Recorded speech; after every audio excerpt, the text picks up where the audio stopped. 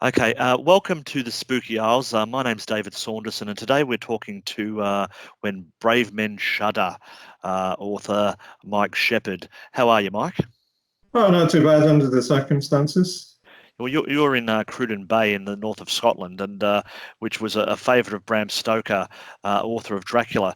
And so I imagine it must be quite quiet there at the moment. Oh, it's quiet everywhere. So it's a great place to be at the moment. It's a small village. Everybody's very supportive of each other, and there's wonderful quiet walks that you can go along and just relax and get some fresh air. Now, When Brave Men Shudder. Now, can you give me the full title because I've forgotten that it's got a longer title than that, doesn't it? Yeah, it's When Brave Men Shudder, the Scottish Origins of Dracula. Okay. Can you maybe, if people are not aware, why it was such a small place in a far off, from London where Bram Stoker lived? Why was he holidaying in Cruden Bay for so many years?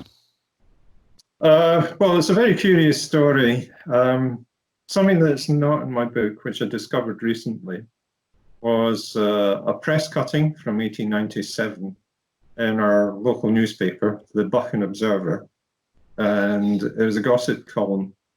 And the journalist was gossiping about how Bram Stoker discovered Cruden Bay. And it was very curious because Bram Stoker systematically set out to find a base to write his books, and he had certain criteria. It had to be in the north of Scotland, as far away from London as possible. The East Coast by preference. And he also consulted geological maps because the local geology was an important part of his decision.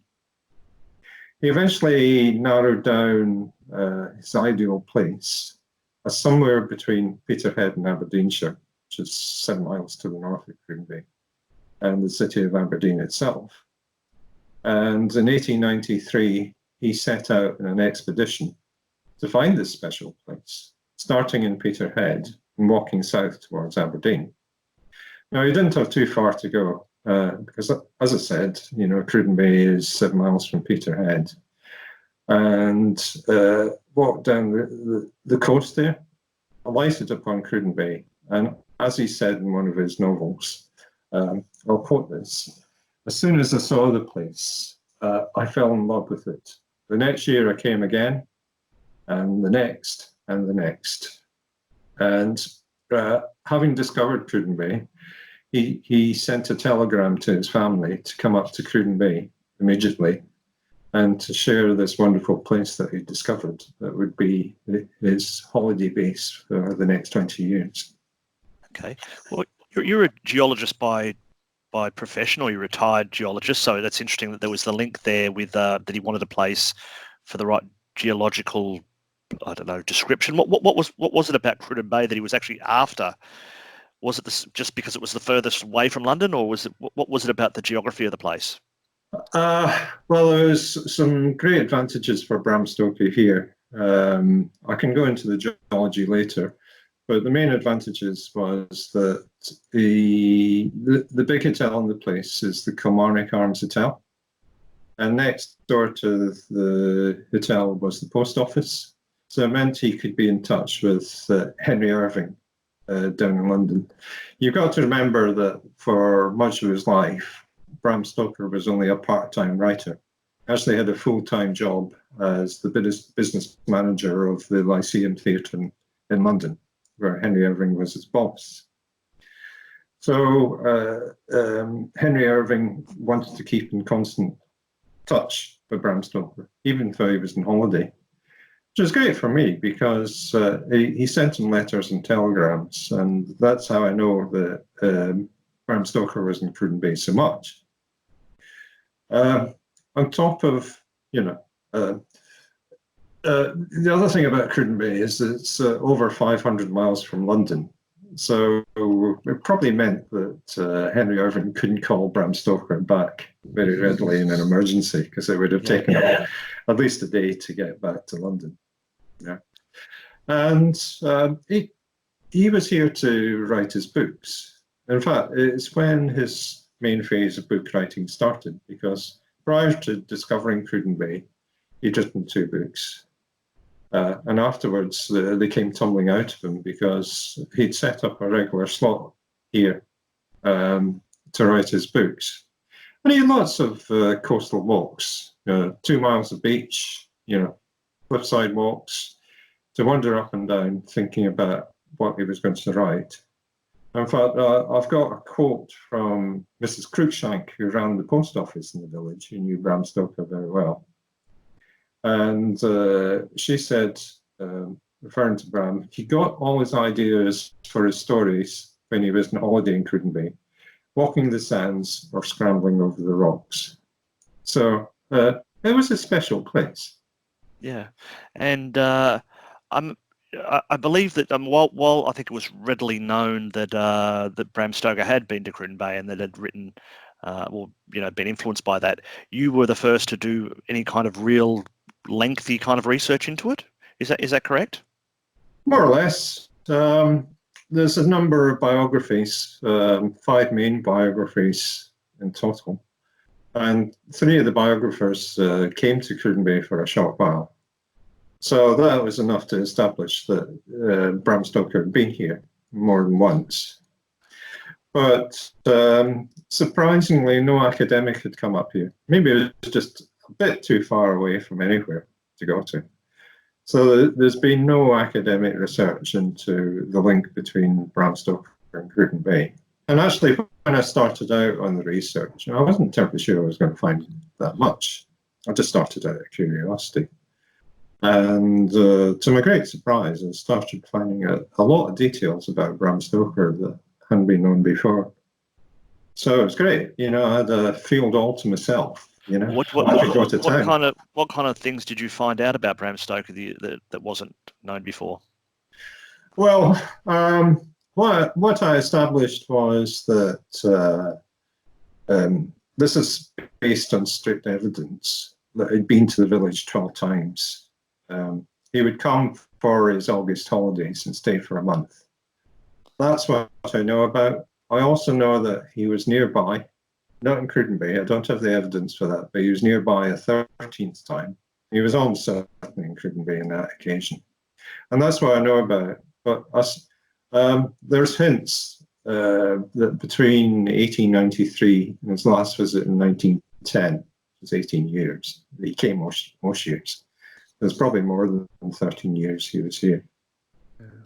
So that you'd really say that there's probably a much stronger connection to Cruden Bay than Whitby, really, in some respects.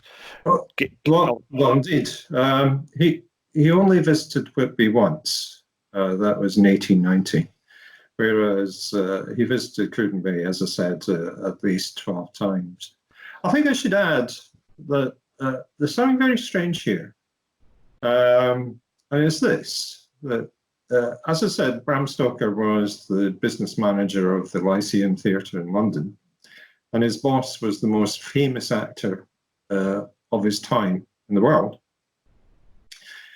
Because of that, the Lyceum Theatre was the theatre to go to for the elite in London. Everybody from the Prime Minister downwards would go to the Lyceum Theatre. And it was Bram Stoker's role as the manager to actually stand at the front entrance and greet everybody as they came in. So Bram Stoker knew absolutely everybody at the elite level of Victorian London. And he had a posh house in Chelsea, and of a Sunday he would have an open house where he would invite all these people, some very famous people, to a get-together, a soiree. Yet, given, that his peer group,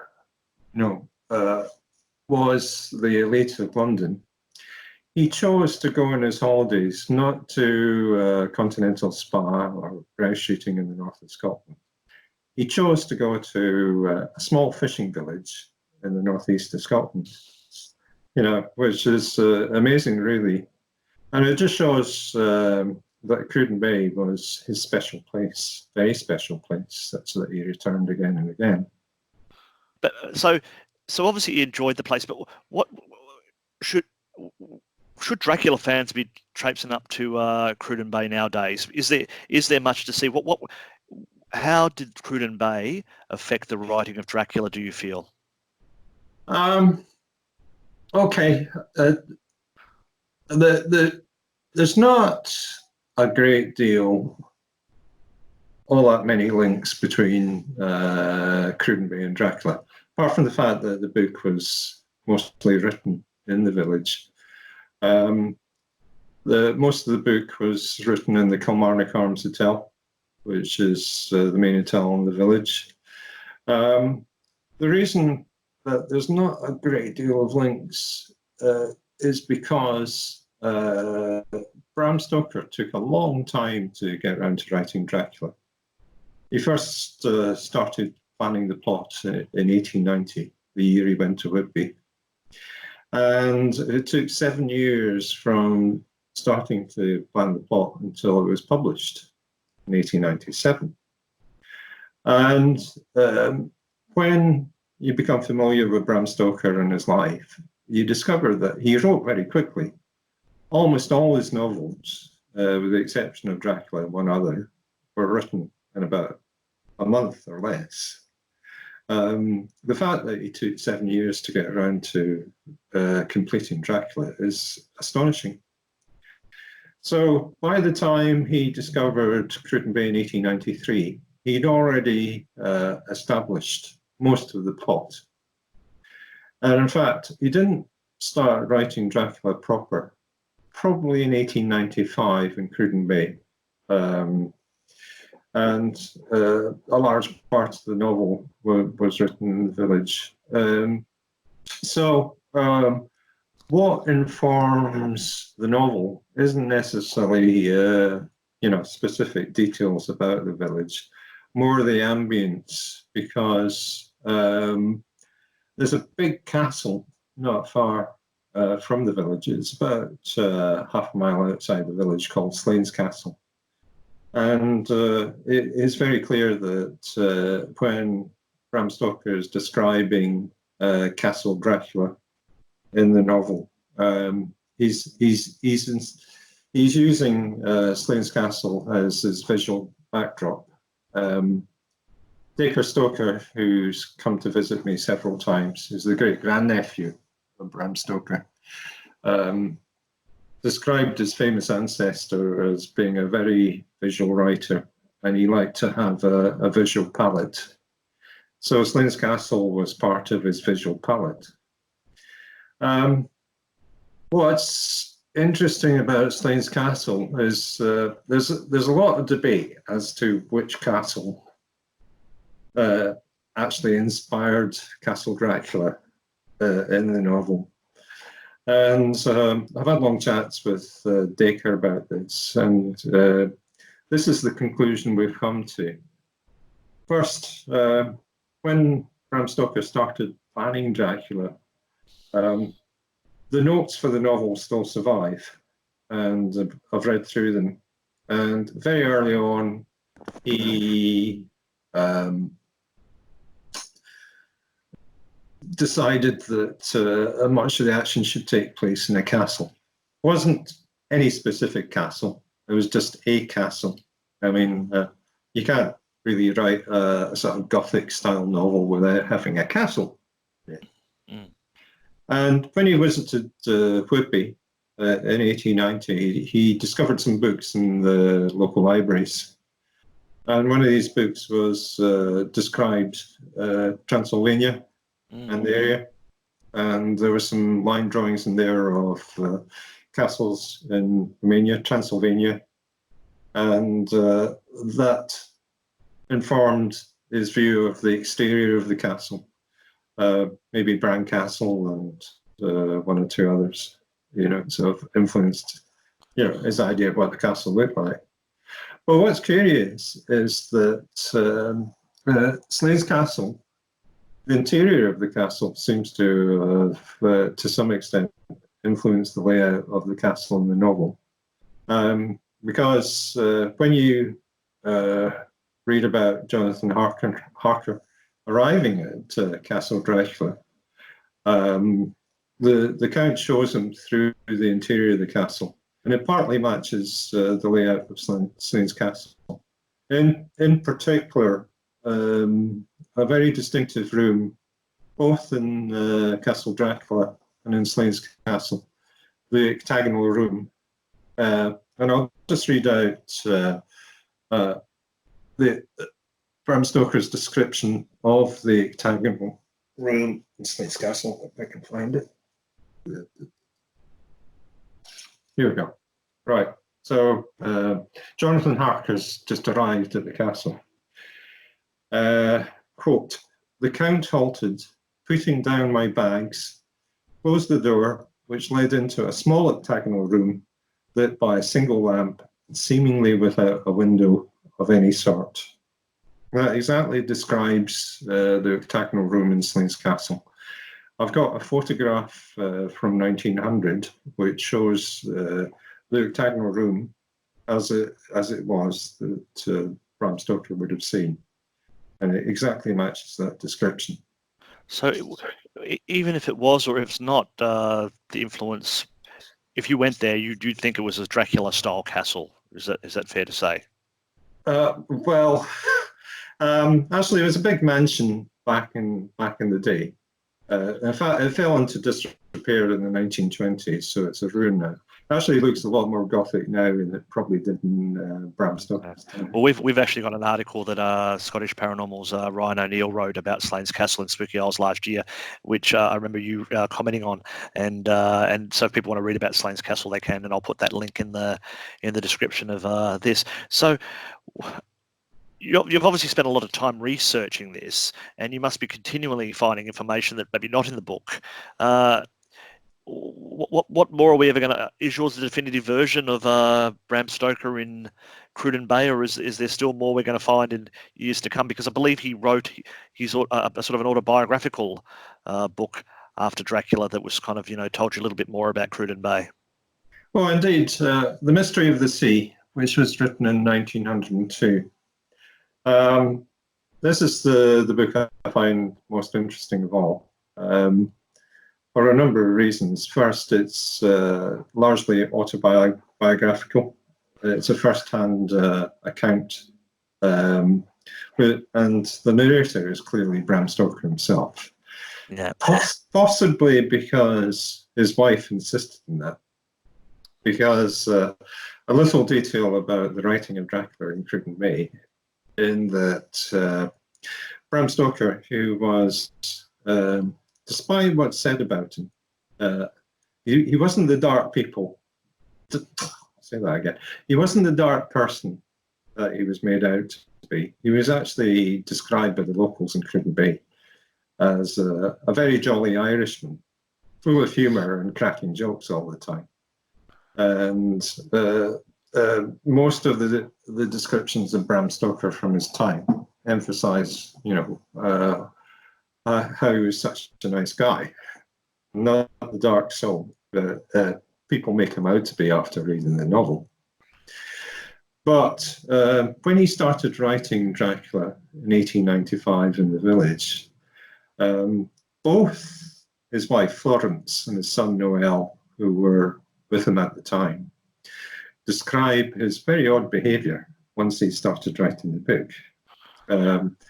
He got very bad-tempered, very tetchy, and at the least pretext, he would run away from the Kilmarnock Arms Hotel where he was writing the book and take off to walk along the beach, the 2 Mile beach. In fact, there's a wonderful quote from Florence. Can I read it out? Yeah, you go for it. Yep. Interviewed in 1927 after her husband's death. When he was at work in Dracula, we were all frightened of him. It was up in a lonely part of the east coast of Scotland, and he seemed to get obsessed by the spirit of the thing. There he would sit for hours like a great bat, perched on the rocks of the shore, or wander alone up and down the sandhills thinking it out. Now, why was he behaving like that? Now, I suspect, and one or two of the biographers, said this as well, was that he had adopted the method acting techniques of his boss, Henry Irving. most famous actor of his time. And he was pretending, he was getting into the part of Count Dracula to get some authenticity into the writing of the book, and really annoying his family by doing that. So when it came to writing The Mystery of the Sea, his wife probably told him, "You're not doing that again." We're not coming and hold you. You can be yourself from now on. So the easiest thing to do was just to write the book as if he was himself, So it sounds like that you probably could learn quite a lot about Dracula and Bram Stoker by reading your book about his time in Cruden Bay, because I mean it gives us aspects of his personality and little tidbits about it. So it's obviously for Dracula fans, it's well worth a read. Well, The Mystery of the Sea is an excellent book, and one of the discoveries I made about this book was, as I say, it's autobiographical, and there's a lot of quite mystic stuff in the book, and in particular, chapter 5 of the book involves a procession of ghosts that come out of the sea near Cruden Bay and march along Cruden Bay beach and then disappear into an old pagan well just inland. And some of his best writing outside Dracula. You were mentioning before we were talking before we started the video that there was the fishermen in the area were pagan.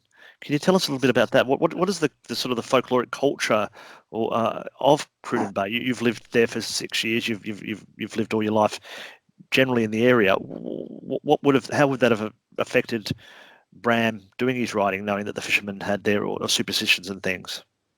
Well, I'll just clarify that. The local fishermen were devout Christians and would go to church every Sunday. The pagan traditions and superstitions still lingered.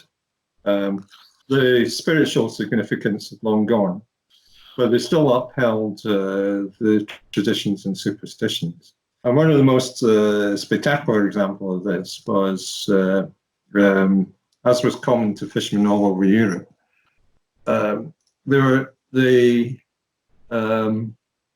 prayed to the Christian God while they were on shore.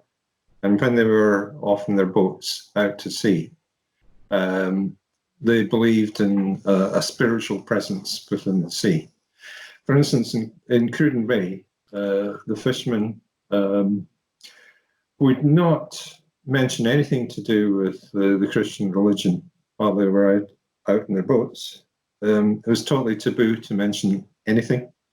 Like they couldn't talk about the minister or a church. The only way they could get around it was if they wanted to talk about a church, because it would be a prominent landmark at sea. They would say, that building with the spire over there. They couldn't mention the church. And they had all sorts of, sort of lingering pagan traditions. For instance, a long-standing pagan tradition described in Roman times is one of the pagan traditions was whenever you were doing anything that was circular in activity, like stirring a pot or marching around, a monument or something like that, you had to always go in the direction of the sun to stir a pot, against the direction of the sun. Extremely bad luck. In fact, the Scottish name for that, maybe it's more widespread, widdershins. You never did anything widdershins. And the local fishermen, whenever they exited from the harbour, no matter where they were or where they were going, they would always turn out of the harbour mouth in the direction of the sun. And strangely enough, that tradition still survives today. It's not so common as it was, but it's one of the pagan traditions that is still around today, such as throwing a coin into a well or launching a boat by smashing a bottle of whiskey or champagne against its side. Do you think any of this might have influenced Bram when he was in Cruden Bay, knowing the fishermen, and that there being such a sort of a maritime type influence on Dracula, being when they come into Whitby and stuff like that? Well, indeed. You've got to remember that the inciting moment for Bram Stoker when he started thinking about his book, first of all, was when he read one or two documents, in particularly Emily Gerard's article about Transylvanian superstitions. Emily Gerard was out there in Transylvania for 2 years and faithfully recorded everything she saw. And she described vampires and the use of garlic and how you dealt with vampires in Transylvania.